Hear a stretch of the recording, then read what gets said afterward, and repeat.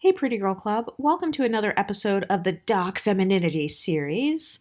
By the way, make sure to get my Dark Femininity course if you haven't already. I will have that linked in the description. But in this episode, I want to talk about how to get revenge on people who hate on you.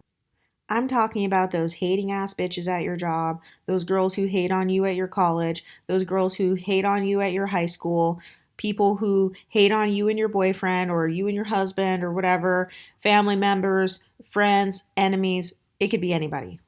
One of the main ways that I personally get kind of like this internal revenge is whenever I see a jealous person that has already been mean to me, and then I see that same woman doing certain things to look more like me. So, for example, I remember one time when I was in college, there was this girl who was like talking shit about my nail polish because I used to wear gel nail polish to make my nails super shiny.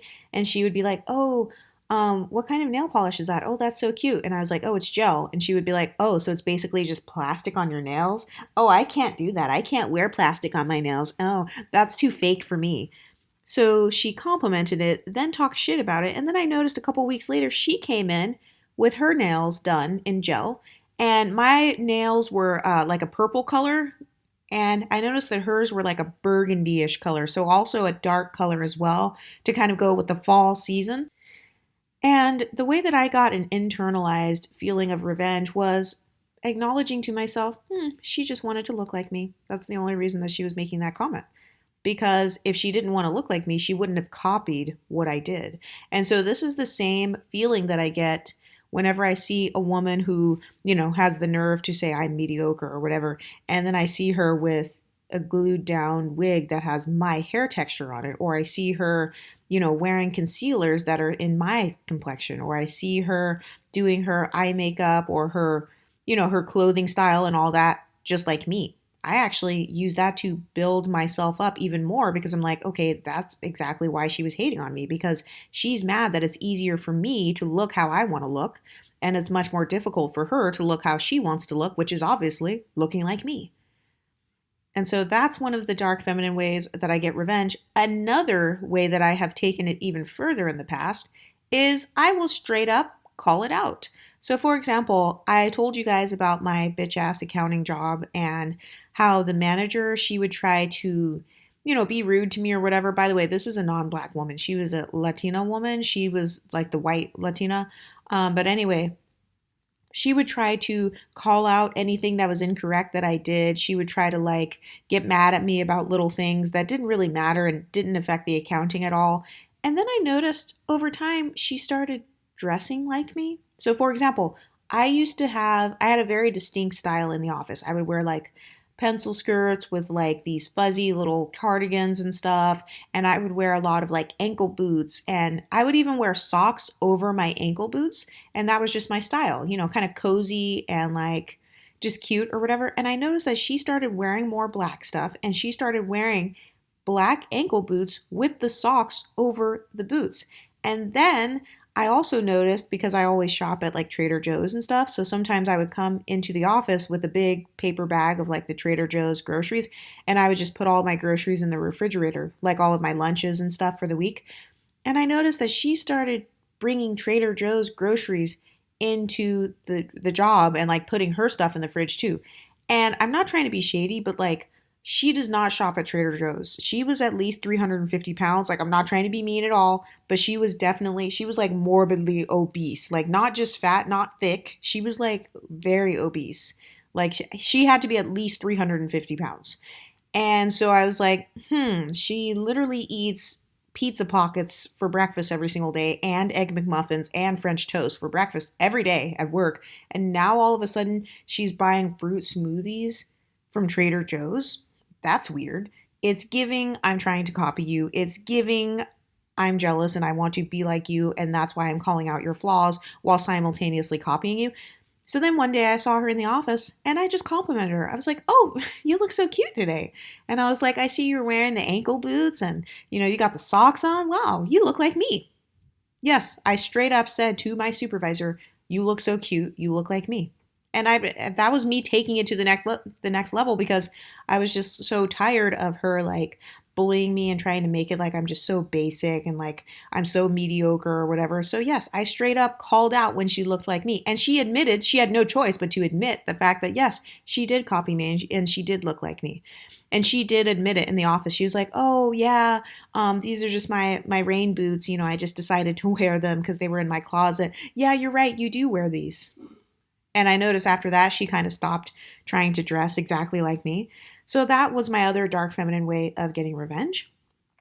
And a third way that I got revenge on jealous people at my job was so, for example, I worked this other accounting job before my last one, and there was this unambiguous guy there. And he was like, "Oh, when I first saw you, I thought you looked mixed." So I was like, I don't think I can trust her. First of all, who says that? Secondly, who says that at a job? But anyway, so he was very rude to me, and he was friends with that monocultural MLS lady, the one who would like make fun of my wigs and stuff. She'd be like, "Oh, don't wear that wig," or like, "Oh, I just want to brush your hair," trying to make it like my wigs are just so ratchet and I just look so ugly or whatever. Yeah, so those two were like BFFs in the office, and they both worked at the cubicles directly next to mine. So imagine working next to someone for 8 hours, the two cubicles next to you, they talk to each other for like a long time, but then they don't talk to you. So I knew that they were doing it on purpose to try to like exclude me, to try to make me feel some type of way or whatever.